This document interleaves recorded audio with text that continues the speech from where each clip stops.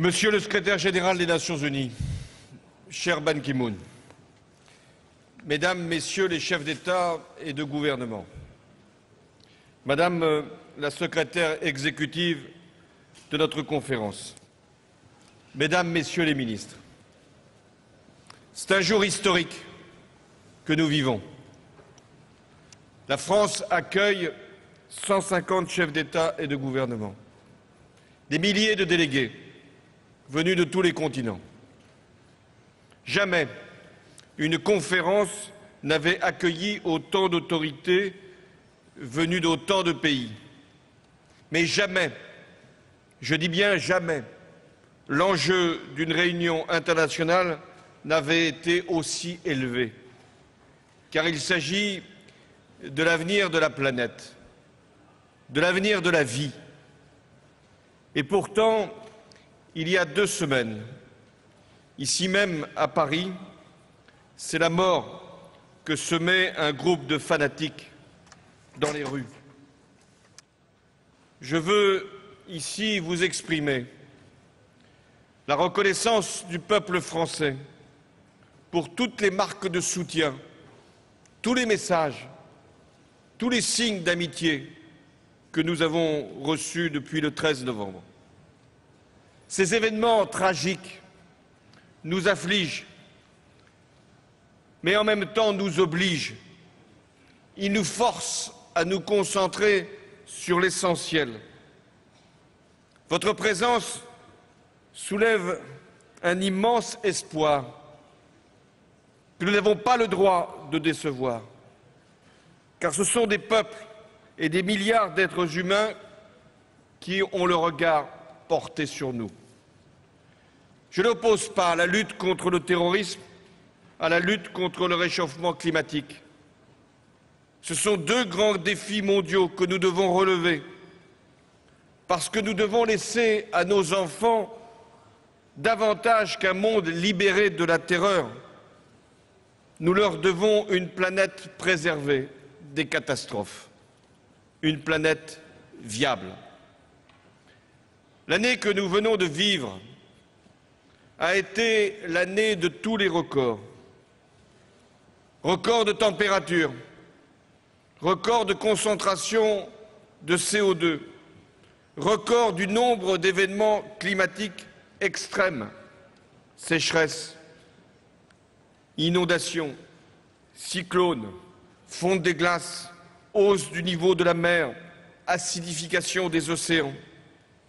Les victimes de ces phénomènes se comptent par millions et les dommages matériels par milliards. Aucun pays, aucune région n'est à l'abri des effets du dérèglement climatique. Mais comment accepter que ce soit les pays les plus pauvres, ceux qui émettent le moins de gaz à effet de serre, ceux qui sont les plus vulnérables, qui soient encore davantage touchés? C'est au nom de la justice climatique que je m'exprime aujourd'hui devant vous. C'est au nom de la justice climatique que nous devons agir. Prenons conscience de la gravité de la menace sur les équilibres du monde. Le réchauffement annonce des conflits comme la nuée porte l'orage. Il provoque des migrations qui jettent sur les routes plus de réfugiés que n'en génèrent les guerres. Des États risquent de ne plus pouvoir satisfaire les besoins vitaux de leur population, avec des risques de famine, d'exode rural ou d'affrontements pour accéder à ce bien de plus en plus rare qui s'appelle l'eau. Oui, ce qui est en cause avec cette conférence sur le climat, c'est la paix. Et pourtant, une espérance s'est levée avec la préparation de la COP 21. La communauté internationale s'est dotée en septembre dernier d'un agenda complet à travers les objectifs de développement durable qui ont été adoptés lors de l'Assemblée générale des Nations unies, et je veux en féliciter le secrétaire général Ban Ki-moon. 190 États, c'est-à-dire la quasi-totalité des pays de la planète ont formulé des plans d'action pour réduire les émissions de gaz à effet de serre et s'adapter au dérèglement climatique. Et puis tous les acteurs de la société mondiale, les collectivités locales, les entreprises, les investisseurs, les citoyens de toutes les grandes régions se sont également engagés pour le climat. À cette prise de conscience, à cette mobilisation s'ajoutent les progrès fulgurants réalisés dans les énergies propres et renouvelables qui ouvrent la perspective d'une économie non carbonée. Alors, pour réussir cette conférence, la France a jeté toutes ses forces et mobilisé l'ensemble de son gouvernement, à commencer par le ministre des Affaires étrangères, Laurent Fabius, qui va présider cette conférence. J'ai moi-même visité les régions les plus affectées par le changement climatique. J'en suis revenu avec la même conviction. Nous devons assurer un développement durable et équitable sans pour autant compromettre les ressources limitées de notre planète. Telle est l'équation que nous avons à régler ensemble pendant cette conférence. J'ai voulu que les chefs d'État et de gouvernement du monde entier soient rassemblés dès le début de nos travaux, pour donner à cette conférence un souffle et une ambition à la hauteur de l'enjeu. Car le 12 décembre, un accord doit être trouvé à Paris. À quelles conditions pourra-t-on estimer que c'est un bon accord, que c'est un grand accord, que c'est un accord qui correspond véritablement à l'attente des peuples et pour longtemps? Il y a 3 conditions pour que nous puissions dire que la conférence de Paris sera ou ne sera pas un succès. La première condition, c'est que nous devons dessiner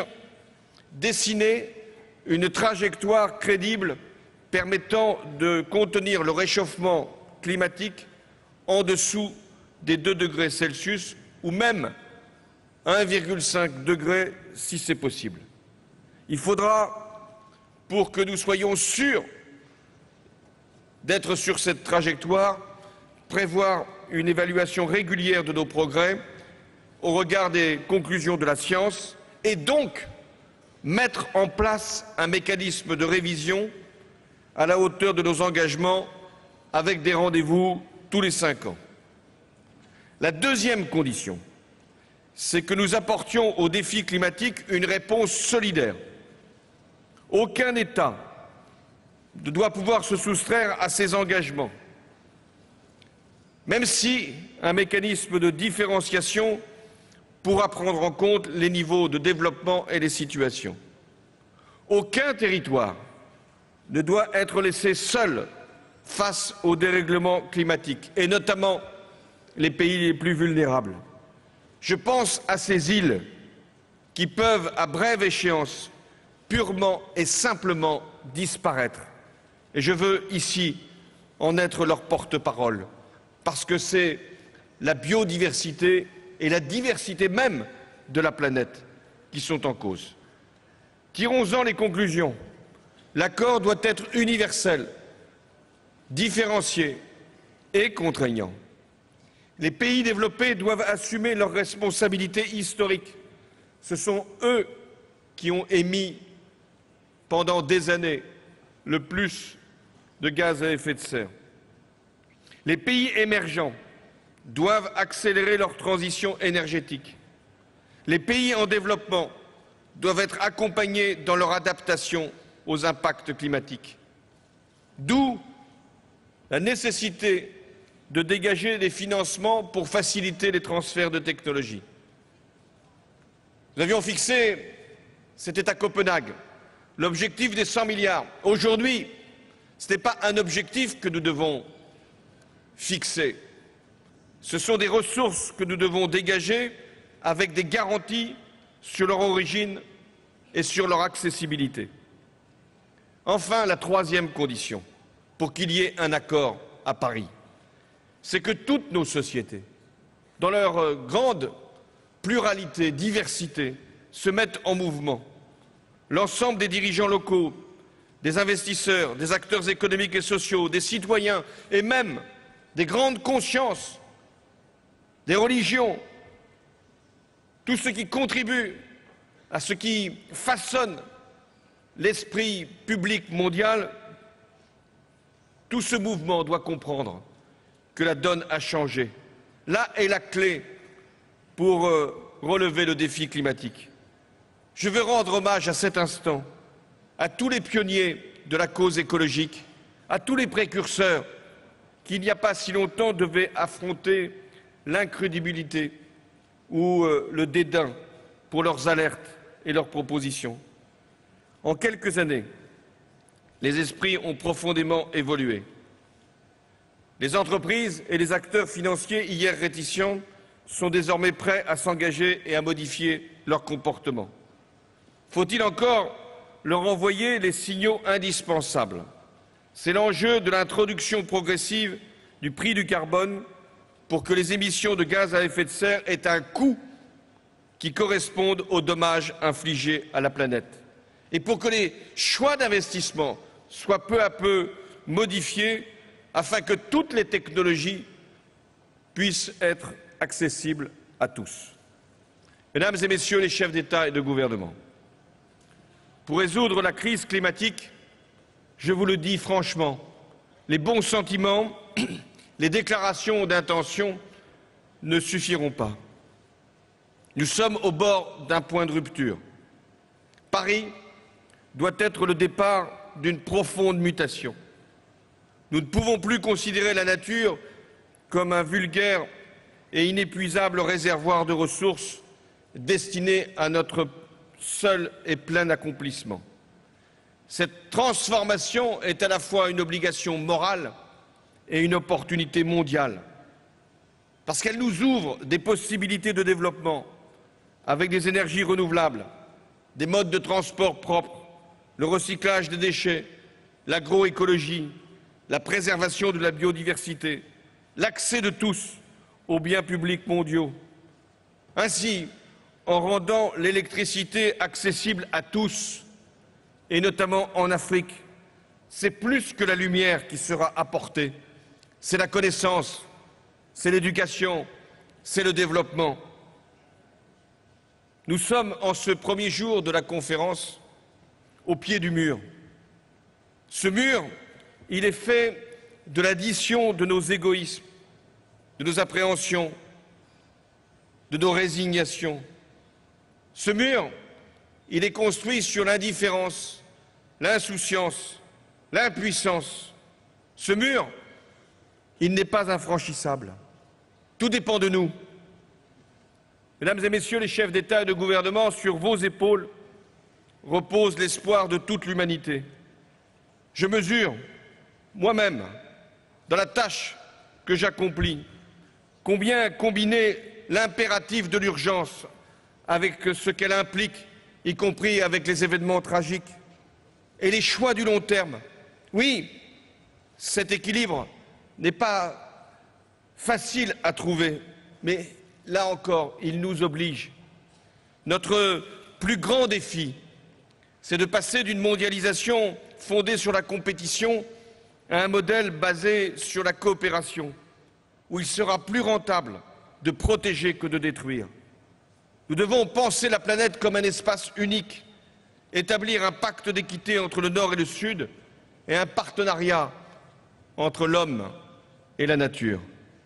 C'est pourquoi nous sommes réunis, nous les dirigeants de la planète. C'est pourquoi Paris est un rendez-vous exceptionnel. Nous allons décider en quelques jours pour quelques décennies. Le plus grand danger n'est pas que notre but soit trop élevé et que nous le manquions. Le plus grand danger, c'est qu'il soit trop bas et que nous l'atteignions. Alors, plaçons-nous au plus haut niveau pour que, au moins, nous puissions approcher cette ambition. Car il s'agit de décider ici, à Paris, de l'avenir même de la planète. Merci.